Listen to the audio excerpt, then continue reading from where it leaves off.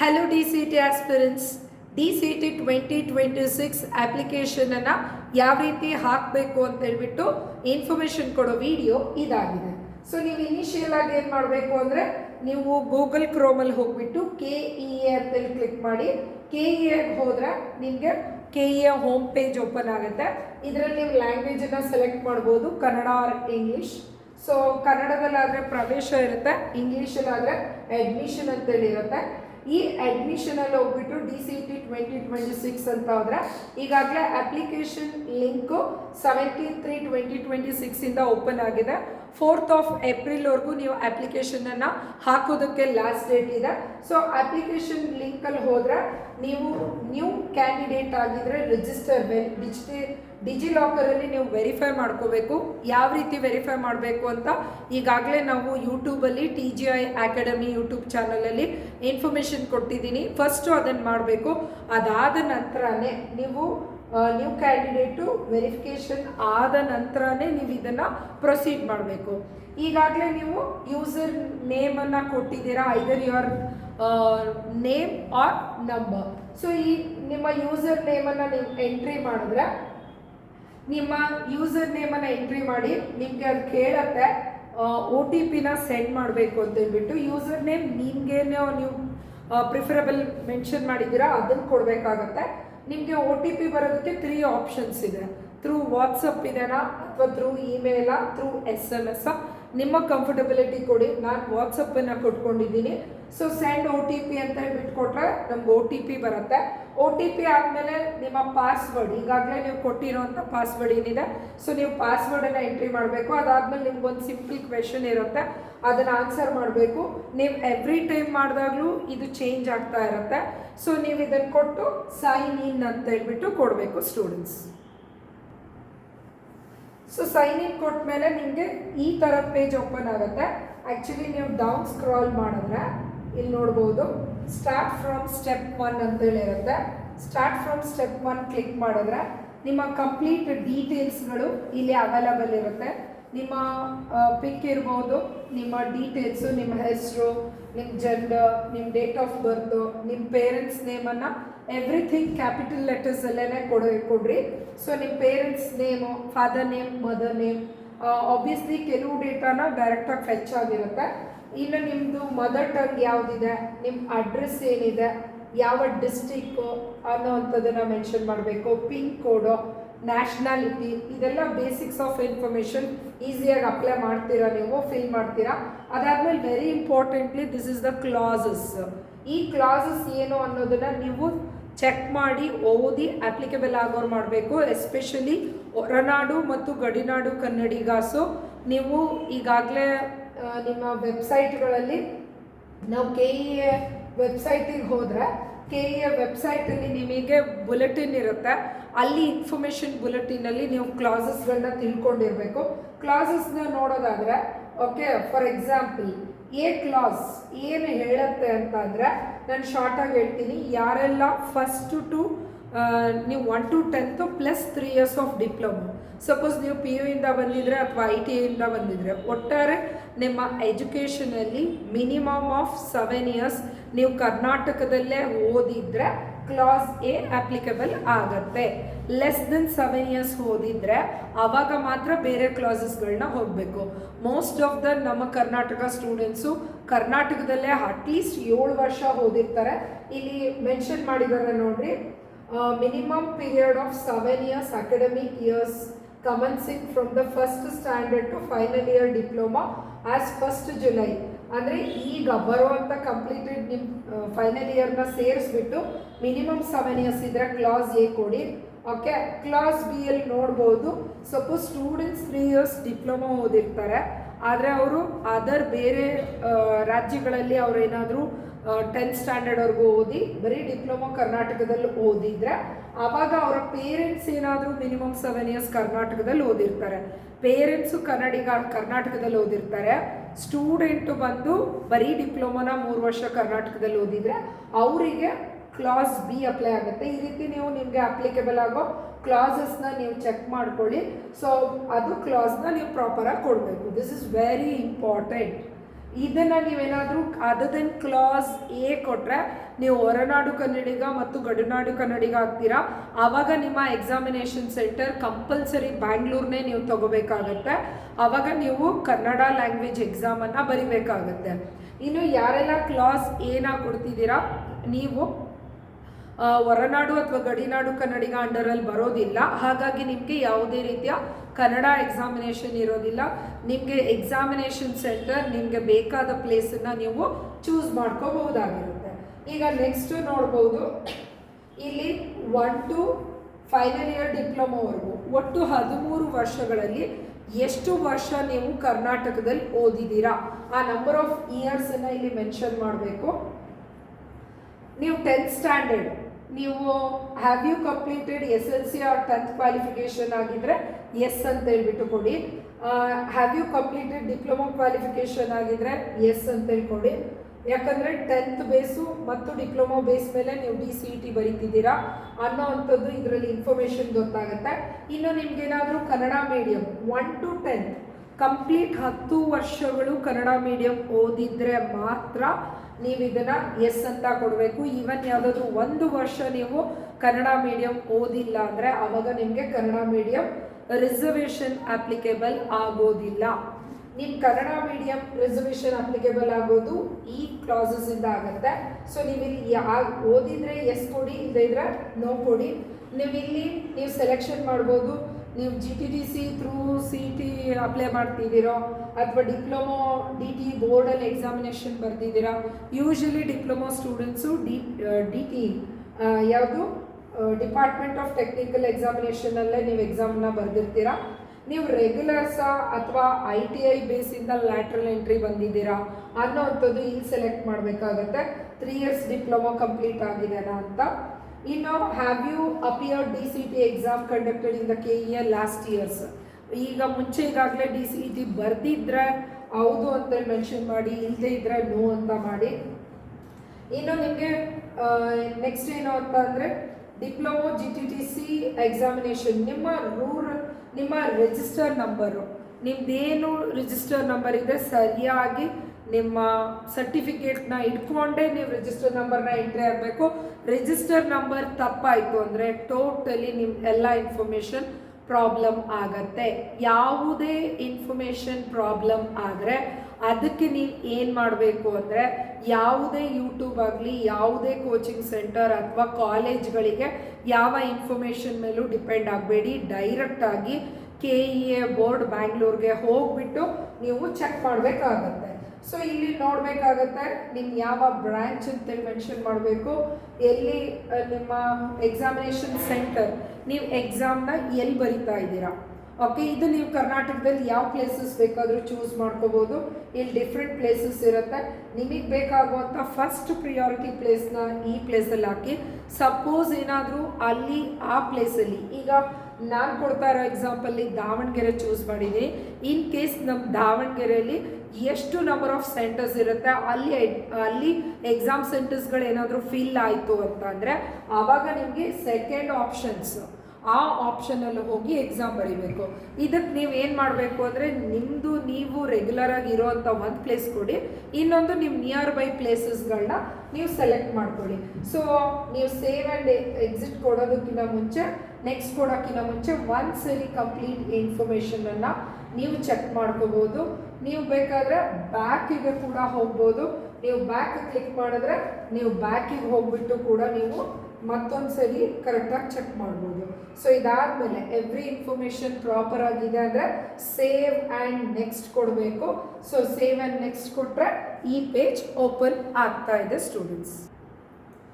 So ನಿಮಗೆ next ಕೊಟ್ಟ ಈ ಪೇಜ್ ಓಪನ್ ಆಗುತ್ತೆ. SLC information actually SLC information ಡೈರೆಕ್ಟಾಗಿ ಫೆಚ್ ಆಗಿರುತ್ತೆ ಥ್ರೂ ದ ಡಿಜಿಲಾಕರಿಂದಾಗೆ.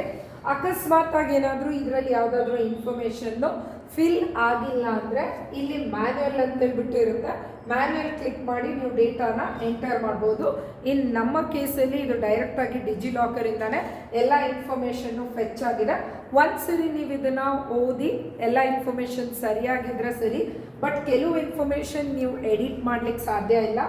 ಯಾವುದೆಲ್ಲ ಅಂತಂದರೆ ನಿಮ್ಮ ರಿಜಿಸ್ಟರ್ ನಂಬರ್ ಇರ್ಬೋದು, ನಿಮ್ಮ ನೇಮು, ನಿಮ್ಮ ಪರ್ಸೆಂಟೇಜು, ಮಾರ್ಕ್ಸು, ನಿಮ್ಮ ಡೇಟ್ ಆಫ್ ಬರ್ತು ಇದೆಲ್ಲದನ್ನ ಕೂಡ ನಿಮ್ಮ 10th ಮಾರ್ಕ್ಸ್ ಕಾರ್ಡಿಂದ ಡೈರೆಕ್ಟಾಗಿ ಥ್ರೂ ದ ಏನು ಅಂತಂದರೆ ಗೌರ್ಮೆಂಟ್ ಏನು ವೆಬ್ಸೈಟ್ಸ್ಗಳಿದೆ ಆ ವೆಬ್ಸೈಟ್ಸ್ ಮೂಲಕನೇ ಡೇಟ್ ಆಫ್ ಹೆಚ್ಚಾಗಿರುತ್ತೆ. ಯಾವುದೇ ರೀತಿ ನೀವು ಇಲ್ಲಿ ಫೇಕ್ ಮಾಡೋದಕ್ಕೆ ಬರಲ್ಲ. ಏನು ಕೆಲವು ಇನ್ಫಾರ್ಮೇಷನ್ ನಿಮ್ಮ ಕಾಲೇಜ್ ಸ್ಕೂಲ್ ನೇಮೋ ಏನಾದರೂ ನೇಮಿಂಗಲ್ಲಿ ವೇರಿಯೇಷನ್ ಇದ್ದರೆ ಅವನ್ನ ನೀವು ಬೇಕಾದರೆ ಚೆಕ್ ಮಾಡ್ಕೊಳ್ಳಿ.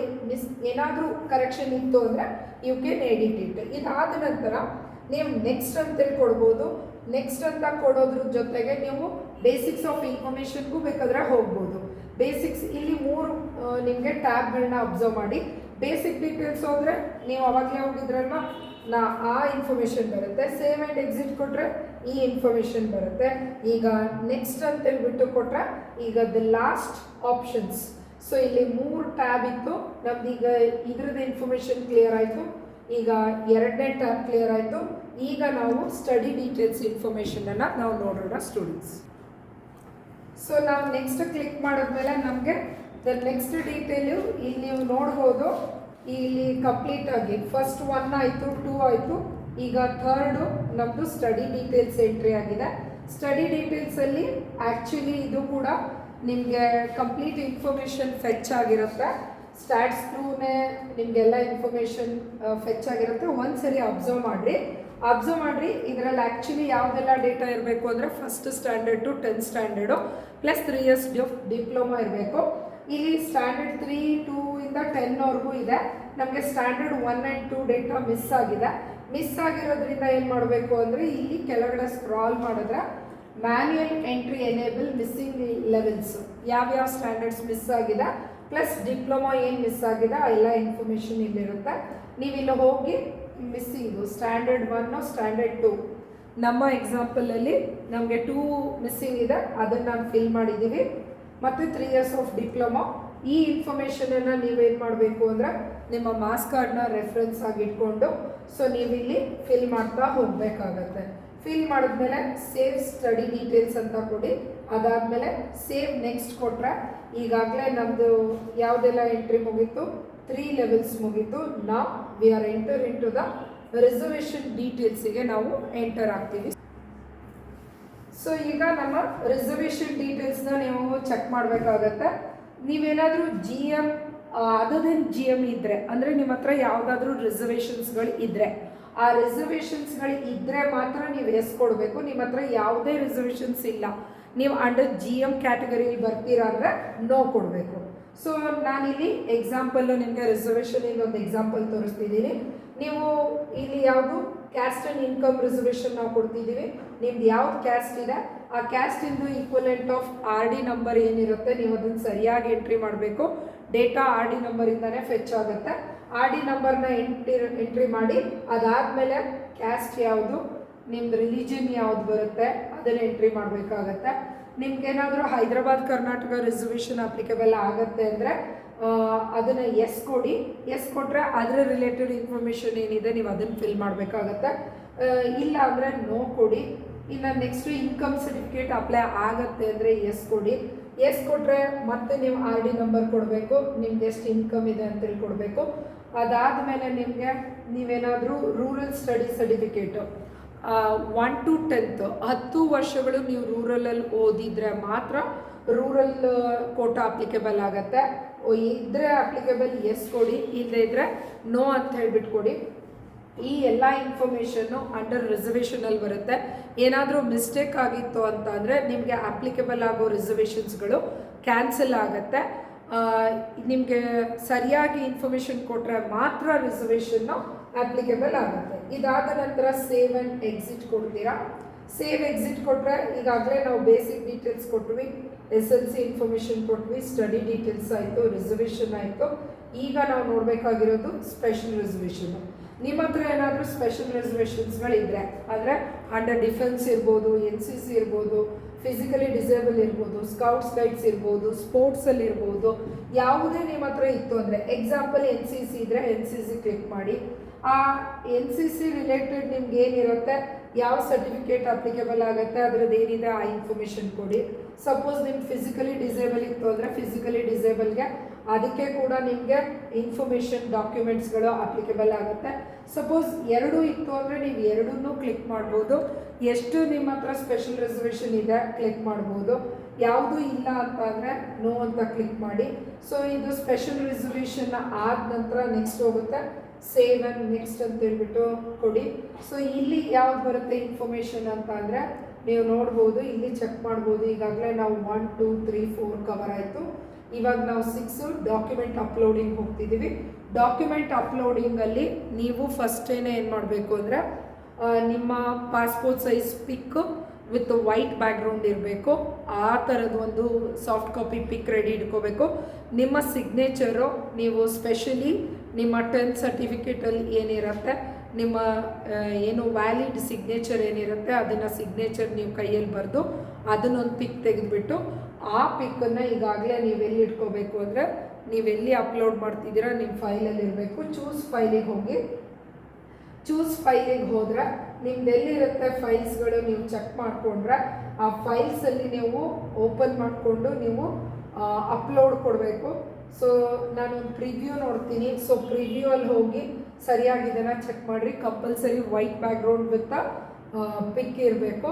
ಸೊ ಪಿಕ್ ಯಾವ ರೀತಿ ಇರಬೇಕು ಅಂತಂದರೆ ಲೆಸ್ ದೆನ್ 1 MB ಇರಬೇಕು. ಕಂಪಲ್ಸರಿ JPG ಫಾರ್ಮಲ್ಲೇ ಇರಬೇಕು ಪಿಕ್ಕು. ಅದಾದಮೇಲೆ ಸಿಗ್ನೇಚರ್ನ ಕೂಡ ನೀವು ಈ ರೀತಿ ಕೈಯಲ್ಲಿ ಬರೆದಿರೋವಂಥ ಸಿಗ್ನೇಚರು ಅದನ್ನು ಪ್ರಿವ್ಯೂ ನೋಡಿ ಅಪ್ಲೋಡ್ ಮಾಡಿ.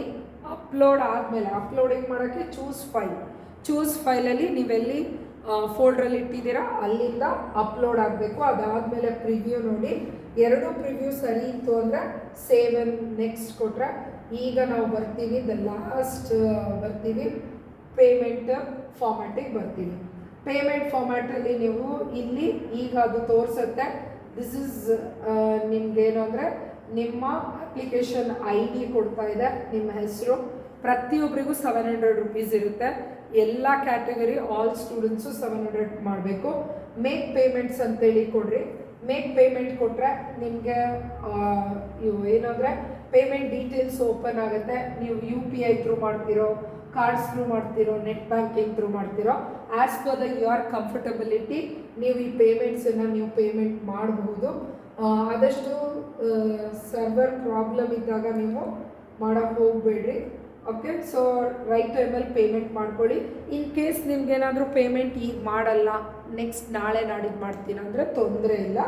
ನೀವೇನು ಮಾಡಬೇಕು ಅಂದರೆ first preview application payment pay ಮಾಡೋಕ್ಕಿಂತ ಮುಂಚೆ ಒಂದ್ಸರಿ ಪ್ರಿವ್ಯೂ ಅಪ್ಲಿಕೇಶನ್ ಹೋಗಿ ಪ್ರತಿ ಡೇಟಾ ಸರಿ ಇದೆನಾ ಅಂತ ಪ್ರತಿಯೊಂದನ್ನು ಚೆಕ್ ಮಾಡಬೇಕಾಗತ್ತೆ. ಈ ಚೆಕ್ ಮಾಡಿದ್ಮೇಲೆ ಒಂದು ಪ್ರಿಂಟನ್ನು ತೊಗೋಬೇಕಾಗತ್ತೆ. ಪ್ರಿಂಟ್ ತೊಗೊಂಡು ನೀವು ಪ್ರಿಂಟನ್ನು ನೆಕ್ಸ್ಟು ನಿಮ್ಮ ಡಾಕ್ಯುಮೆಂಟ್ ವೆರಿಫಿಕೇಷನ್ ಆಫ್ಲೈನಲ್ಲಿ ನಡೆದಾಗ, ನೀವು ಇಂಜಿನಿಯರಿಂಗ್ ಕಾಲೇಜಲ್ಲಿ ಅಡ್ಮಿಷನಿಗೆ ಹೋದಾಗ ಇದರ ಒಂದು ಏನೋ ನಿಮಗೆ hard copy of print compulsory ಬೇಕು. ಹಾಗಾಗಿ ಹಾರ್ಡ್ ಕಾಪಿ ಆಫ್ ಪ್ರಿಂಟ್ ತೊಗೊಳ್ಳಿ. ಅದ್ರ ಜೊತೆಗೆ ನಿಮ್ಮ ಪಾಸ್ವರ್ಡ್ಗಳು, ನಿಮ್ಮ ಯೂಸರ್ ನೇಮಿಂಗ್ಸ್ಗಳನ್ನ ಎಲ್ಲ ಕ್ಲೀನಾಗಿ ಬರೆದಿಟ್ಕೊಳ್ಳಿ. ಯಾಕಂದರೆ ಎಕ್ಸಾಮ್ ಇನ್ನೂ 2 ಮಂತ್ಸ್ ಇದೆ. 2 ಮಂತ್ಸ್ ಎಕ್ಸಾಮ್ ಆದಮೇಲೆ ನಿಮ್ಮ ಪ್ರಾಸೆಸ್ಗಳು ಸ್ಟಾರ್ಟ್ ಆಗುತ್ತೆ. ರಿಸಲ್ಟ್ ಬಂದಮೇಲೆ ಅಲ್ಲಿವರೆಗೂ ನೀವು ಡೀಟೇಲ್ಸ್ನ ಮರ್ತು ಹೋಗಬಾರ್ದು. ಸೊ ಸರಿಯಾಗಿ ನೆನ್ಪಿಟ್ಕೊಳ್ಳಿ. ಇದರೊಳಗಡೆ ಒಂದು ವೆರಿ ಇಂಪಾರ್ಟೆಂಟ್ ಇನ್ಫಾರ್ಮೇಷನ್ ಏನು ಅಂತಂದರೆ, ಸೊ ನಾವು ಸೇವ್ ಪ್ರೊಫೈಲ್ ಕೊಡೋದಕ್ಕಿಂತ ಮುಂಚೆ ನಿಮ್ಮ ರಿಸರ್ವೇಷನ್ ನೇಮ್ಸು, ಫಾರ್ ಎಕ್ಸಾಂಪಲ್ ಇದನ್ನೊಂದು ಕ್ಲಿಕ್ ಮಾಡಬೇಕಾಗತ್ತೆ. ಯಾವುದು ಹೇಳ್ತೀವಿ ಇಲ್ಲಿ ನೀವು ಇದು ಒಂದು ಚೆಕ್ ಮಾಡಿ. ಸ್ಪೆಷಲ್ ರಿಸರ್ವೇಷನಲ್ಲಿ ಇರ್ಬೋದು. ಸೊ ನಿಮ್ಮ ಹೆಸರುಗಳೇನಿದೆ ಆಧಾರ್ ಕಾರ್ಡಲ್ಲಿ ನೀವು ಚೆಕ್ ಮಾಡಿಬಿಟ್ಟೆ ಹೋಗಬೇಕಾಗುತ್ತೆ. ಎಸ್, ಈಗ ನೋಡೋಣ. ನೀವಿಲ್ಲಿ ನೇಮಿಂಗ್ಸ್ಗಳನ್ನ ನೀವು ಕೊಡುವಾಗ, ಓಕೆ,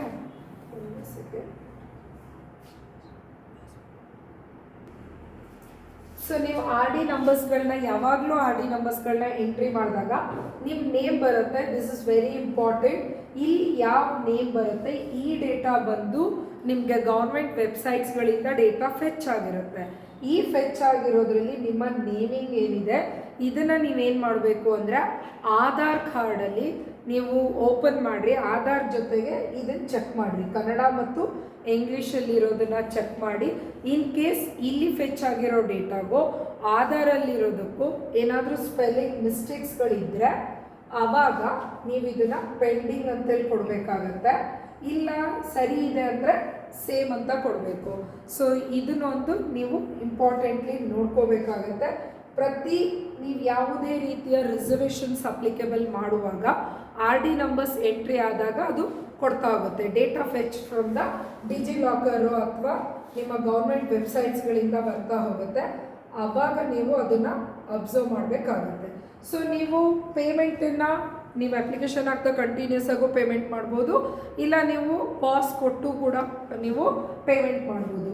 ಸೊ ಇಲ್ಲಿ ಸೇವ್ ಪ್ರೊಫೈಲ್ ಕೊಟ್ಟರೆ ನಿಮ್ದು ಕಂಪ್ಲೀಟ್ ಡೇಟಾ ಸೇವ್ ಆಗಿರುತ್ತೆ. ಜೊತೆಗೆ ನಿಮ್ದು ಏನಾಗಿರುತ್ತೆ ಅಂದರೆ ಈ ಡೇಟಾನ ನೆಕ್ಸ್ಟು ಬಂದು ಕೂಡ ನೀವು ಪೇಮೆಂಟ್ ಮಾಡ್ಬೋದು. ಪೇಮೆಂಟ್ ಮಾಡೋದಕ್ಕೆ ಕೂಡ ನಿಮಗೆ ಏಪ್ರಿಲ್ 4th ನಿಮಗೆ ಟೈಮ್ ಇದೆ. ಈಗಾಗಲೇ ನಿಮ್ಮ ವೆಬ್ಸೈಟಲ್ಲಿ ಹೋಗಿ ಚೆಕ್ ಮಾಡಿರಿ, ಪೇಮೆಂಟ್ಗೆ ಕೂಡ ಟೈಮ್ ಕೊಟ್ಟಿರ್ತಾರೆ. ಸದ್ಯಕ್ಕೆ ಅಪ್ಲಿಕೇಶನ್ ಫಿಲ್ ಮಾಡಿ ಪೇಮೆಂಟ್ ಮಾಡೋರಾದರೆ ಇವಾಗ ಮಾಡಿ. ಸಪೋಸ್ ಡೌಟಲ್ಲಿದ್ದರೆ ಅಪ್ಲಿಕೇಶನ್ ರೆಡಿ ಇಟ್ಕೊಳ್ಳಿ. ಆದಷ್ಟು ಲಾಸ್ಟ್ ಮೂಮೆಂಟಲ್ಲಿ ಪೇಮೆಂಟಿಗೆ ಹೋಗಬೇಡಿ, ಪ್ರಾಬ್ಲಮ್ ಆಗುತ್ತೆ. Usually 1 or 2 days sometimes extend ಮಾಡ್ತಾರೆ, ಸಮ್ಟೈಮ್ಸ್ ಎಕ್ಸ್ಟೆಂಡ್ ಮಾಡೋದಿಲ್ಲ. ಇನ್ನು ನಮ್ಮ TGI ಅಕಾಡೆಮಿಯಲ್ಲಿ ಯುಗಾದಿ ಮತ್ತು ರಂಜಾನ್ ಆಫರ್ ಆಗಿ ನಾವು ಆನ್ಲೈನಲ್ಲಿ ನೀವೇನಾದರೂ ಅಡ್ಮಿಷನ್ಸ್ ತೊಗೊಳ್ಳೋದಾದರೆ 1500 rupees ಫೀಸಲ್ಲಿ ರಿಡಕ್ಷನ್ಸ್ನ ಕೊಡ್ತಾ ಇದ್ದೀವಿ. ಇನ್ನು ನೀವು ಆಫ್ಲೈನ್ ಕೋಚಿಂಗ್ನ 2 months ಆಫ್ ಕ್ರ್ಯಾಶ್ ಕೋರ್ಸ್ನ ನೀವು ತೊಗೊಳ್ಳೋದಾದರೆ 500 rupees ಫೀಸಲ್ಲಿ ರಿಡಕ್ಷನ್ಸ್ ಇದೆ. ಆಫ್ಲೈನ್ ಕ್ಲಾಸ್ ಇದೆ, ಲೈವ್ ಆನ್ಲೈನ್ ಇದೆ, ರೆಕಾರ್ಡೆಡ್ಗಳು ಕ್ಲಾಸಸ್ಗಳಿದೆ, ಸೀರೀಸ್ ಆಫ್ ಟೆಸ್ಟನ್ನ ಪ್ರೊವೈಡ್ ಮಾಡ್ತಿದ್ದೀವಿ. Previous year question papers solve ಮಾಡಿಸ್ತಾ ಇದ್ದೀವಿ. ಸ್ಟೇಟಿಗೆ ಫಸ್ಟ್ ರ್ಯಾಂಕನ್ನು ಪ್ರೊವೈಡ್ ಮಾಡಿದ್ದೀವಿ. ನಮ್ಮದೇ ಆದ ಅಕಾಡೆಮಿ ಆ್ಯಪ್ ಇದೆ. ಸೊ ನಮ್ಮೆಲ್ಲ ಇನ್ಫಾರ್ಮೇಷನ್ಸ್ ಬೇಕು ಅಂದರೆ ನೀವು TGI ಅಕಾಡೆಮಿ ಆ್ಯಪನ್ನು ಡೌನ್ಲೋಡ್ ಮಾಡ್ಬೋದು, ಅಥವಾ TGI ಅಕಾಡೆಮಿ ಯೂಟ್ಯೂಬ್ ಚಾನಲನ್ನು ನೀವು ಚೆಕ್ ಮಾಡ್ಬೋದು ಸ್ಟೂಡೆಂಟ್ಸು. ಸೊ ಕೋಚಿಂಗ್ ಜಾಯಿನ್ ಆಗೋ ಇಂಟ್ರೆಸ್ಟ್ ಇದ್ದರೆ ನೀವು ಕಾಲ್ ಮಾಡಿ ಅಡ್ಮಿಷನ್ ಮಾಡ್ಕೊಳ್ಳಿ. ನಮ್ಮ phone number 8161072461 otherwise 8110814312. Once again ಹೇಳ್ತೀನಿ, 8110724614. ಎರಡನೇ number 8110814312. So save application file ಅಂತ ಕೊಟ್ಟರೆ ನಿಮ್ಮ ಕಂಪ್ಲೀಟ್ ಅಪ್ಲಿಕೇಶನ್ ಫೈಲು ಸೇವ್ ಆಗ್ತದೆ. ನೀವು ಯಾವಾಗ ಬೇಕಾದರೂ ಹೋಗಿ ತಪ್ಪಾಗಿರೋ ಡೇಟಾನ ಕರೆಕ್ಷನ್ ಮಾಡ್ಕೋಬಹುದು. ಸೊ ನಿಮ್ಮ ಲಾಸ್ಟ್ ಅಪ್ಡೇಟ್ ಏನಾಗಿರುತ್ತೆ ದಟ್ ಈಸ್ ದ ಅಪ್ಡೇಟೆಡ್ ಆಗಿರುತ್ತೆ. ಪೇಮೆಂಟ್ ಆದ ನಂತರ ನಿಮಗೆ ಇದು ಒಂದ್ಸರಿ ಫ್ರೀಸ್ ಆದರೆ ಡೇಟಾನ ಮತ್ತೆ ನೀವು ಚೇಂಜ್ ಮಾಡೋಕ್ಕಾಗಲ್ಲ. ಆದಷ್ಟು ರೈಟ್ ಆ್ಯಂಡ್ ವ್ಯಾಲಿಡ್ ಇನ್ಫಾರ್ಮೇಷನ್ನೇ ಕೊಟ್ಟು ಸೇವ್ ಮಾಡಿಟ್ಕೊಳ್ಳಿ. All the very best. ಎಲ್ಲರೂ ಎಕ್ಸಾಮ್ಸ್ ಚೆನ್ನಾಗಿ ಮಾಡಿ. ಇಂಟ್ರೆಸ್ಟ್ ಇದ್ದರೆ ಕೋಚಿಂಗ್ನ ಜಾಯಿನ್ ಆಗಿ. ಈ ವಿಡಿಯೋನ ನಿಮ್ಮ ಎಲ್ಲ ಫ್ರೆಂಡ್ಸ್ ಗ್ರೂಪಲ್ಲಿ ಶೇರ್ ಮಾಡಿ, ಸೊ ದಟ್ ಅಪ್ಲಿಕೇಶನ್ ಹಾಕೋರಿಗೆ ಇದು ತುಂಬಾ ಹೆಲ್ಪ್ಫುಲ್ ಆಗುತ್ತೆ. Thank you for watching this video. This is Roopashree from TGI academy.